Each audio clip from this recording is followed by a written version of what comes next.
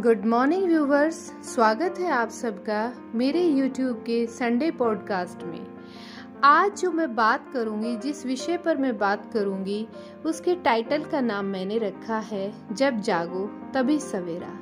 बहुत पुराना स्लोगन है, आप सभी इससे परिचित होंगे, लेकिन इसका जो भावार्थ है, जो इसका मीनिंग है, वो मैं आज आपको बतलाने का प्रयास करूंगी। तो आइए शुरू करते हैं आज का संडे पॉडकास्ट। बेहतर अनुभव पाने के लिए आप हेडफोन का उपयोग करें। जीवन एक बहुमूल्य संपदा है। इसका मूल्यांकन वही कर सकता है जिसके भीतर का दीप प्रज्वलित हो गया हो। अक्सर होता यही है कि जीवन बीत जाता है लेकिन सूरज ही नहीं निकलता, सुबह नहीं होती। ऐसे में सारे जीवन के हीरे हम पत्थर समझकर फेंक चुके होते हैं। जीवन की संपदा को पत्थर मानकर फेंकने वाले लोगों को यदि कोई समझाए कि जिन्हें तुम पत्थर समझकर फेंक रहे हो वे अनमोल हीरे हैं, तो वे बहुत नाराज होंगे। इसलिए नहीं कि जो बात कही गई है वह गलत है, बल्कि यह बात उन्हें स्मरण दिलाती है कि उन्होंने बहुत सी संपदा फेंक दी। जीवन क्या है यह हम पता भी नहीं कर पाते कि जीवन अपनी बाउंड्री को पूरी करने की तैयारी में होता है। जीवन में क्या क्या छिपा था इसका अनुभव भी नहीं हो पाता और जीवन हमारे हाथ से रिक्त हो जाता है। साधारणतः सभी लोग इतने सौभाग्यशाली नहीं होते कि जीवन के सत्य को खोज पाए। जीवन को जानने के लिए और जीने के लिए जागना अनिवार्य है। मुझे महावीर का कथन याद आ रहा है, जन्म और मृत्यु के बीच जीवन का जो अल्पतम समय है उसे यूं ही सोने में गंवाना उचित नहीं है। मानव जन्म तो नींद से जागने का परम अवसर है।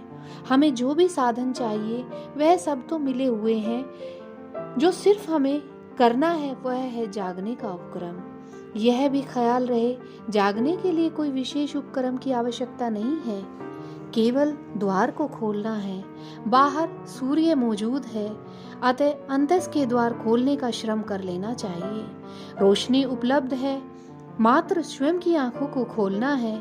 आंखें स्वयं की चाहिए, दूसरों की आंखों के सहारे जीवन नहीं गुजारा जाता। वृहत कल्पसूत्र के भीतर एक सुंदर रूपक आता है। परमात्मा ने बड़ा सुंदर रूपक आत्म चेतना को जगाने के लिए प्रस्तुत किया। एक व्यक्ति जिसकी आंखें नहीं हैं, वह अंधा व्यक्ति अपने परिवार के साथ रहता है। उसका बेटा कहता है, पिताश्री आप अपनी आंखों की चिकित्सा करवा लीजिए ताकि आप देख सकें। वह अंधा व्यक्ति बोला, बेटा मुझे रोशनी की आवश्यकता कहाँ है, तुम मेरी आंखें हो, मेरी पत्नी, मेरी पुत्रवधू, मेरी आंखें हैं। इतनी इतनी आंखें मेरे पास है, फिर मुझे आंखों की क्या आवश्यकता है, मैं तुम्हारी आंखों से ही देख लूं। पुत्र ने खूब समझाया लेकिन वह नहीं माना। वह सोचता था कि मुझे आंखों की क्या आवश्यकता है। उसके मन में यह बात बैठ गई कि इन सबकी आंखों में ही मेरा काम पूर्ण हो जाएगा। शास्त्र में बताया गया कि उसी घर में एक दिन आग लग गई। घर के सभी सदस्य अपने आप को बचाने के लिए दौड़ पड़े। किसी को भी दूसरे की चिंता न थी। जब मृत्यु सामने हो तो स्वयं के सिवा कौन दिखाई देता है। वह अंधा व्यक्ति वहीं बैठा रहा, बड़ी आवाज लगाई पर कोई भी उसकी रक्षा नहीं कर। वह वृद्ध व्यक्ति वहीं पर आग में जलकर स्वाहा हो गया। तात्पर्य यह है कि आंखें स्वयं की चाहिए, दूसरों के सहारे जीवन व्यतीत नहीं किया जा सकता। जिन वाणी कहती है, यदि स्वयं की आत्मा को जगाना हो तो पुरुषार्थ भी स्वयं को ही करना पड़ेगा। वास्तविक रूप में देखा जाए तो जागरण का द्वार अंतस है। जिसका अंतस सोया हुआ है वह जागकर भी सोया हुआ है, जिसका अंतस जागा हुआ है वह सोकर भी जागता रहता है। अंतस की आंखों का खुल जाना ही जागृति है। भीतर की बंद आंखों को खोलने के लिए श्रम तो करना ही पड़ेगा। नींद चाहे तूफान की तरह क्यों ना हो, किंतु जागरण तो दिए की तरह होता है। जितनी जल्दी जाग जाओ और चल पड़ो उतना ही अच्छा है। हम तो शोरगुल वाले जीवन के जीने के आदी हो गए हैं, इन्हीं आदतों में बंध गए हैं। ठीक उसी तरह से जैसे जो आदमी रेलवे स्टेशन पर रहता है उसको ट्रेन के शोरगुल को सहने की आदत। जागना कोई मंत्र नहीं है कि आप जागना जागना रटते रहेंगे और जाग जाएंगे।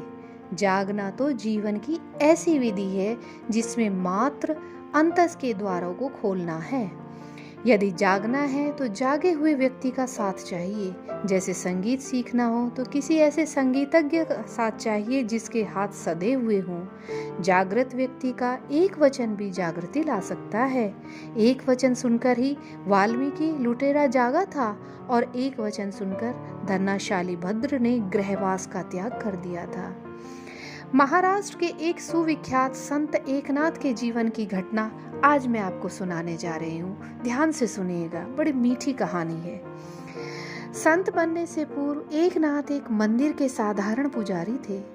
उनकी दिनचर्या का क्रम ऐसा था कि प्रातः उठकर सबसे पहले मंदिर की सफाई करना, पूजा करना और सायंकाल की आरती के बाद सारा हिसाब किताब महंत जी को दिखाकर मंदिर के द्वार को बंद कर।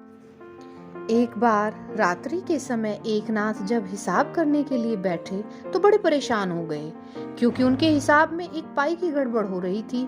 उन्होंने अपने दिमाग पर बहुत जोर डालकर बहुत सोचा, परंतु हिसाब नहीं मिल सका।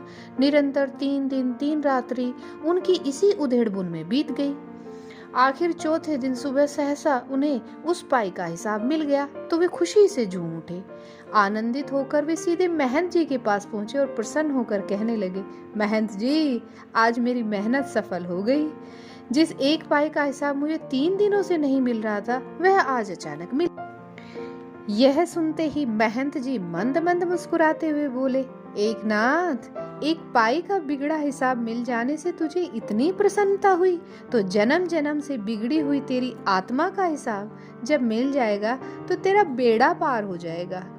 महंत जी के इस वचन को सुनकर पुजारी एकनाथ की आत्मा जागृत हो गई और उसके बाद वे संत एकनाथ कहलाए। जब भी मोह निद्रा में सोई हुई कोई आत्मा जागती है तो सर्वप्रथम उसकी दृष्टि बदलती है। दृष्टि के बदलने से सोचने समझने का ढंग भी बदल जाता है।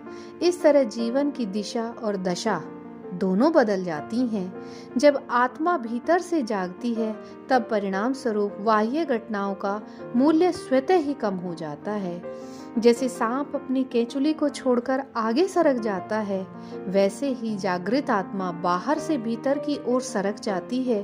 तब उसके जीवन का सूर्योदय आरंभ हो जाता है। एक बार आत्मा जागृत हो गई तो फिर उससे भूले नहीं। ऐसा नहीं है कि भूल करनी नहीं पड़ती या रोकना पड़ता है या लड़ना पड़ता है, यह याद रखना पड़ता है। उसकी हालत ऐसी होती है जैसे खुली आंखें हों तो आदमी दीवार से नहीं टकराता, अभी तो दरवाजे से निकल जाता है। उसका आंतरिक और बाह्य जीवन निर्मल हो जाता है। केवल जागो, जागरण की बेला हमेशा है। ऐसा कोई अक्षण नहीं जब हम जाग न सके, पलक न खोल सके।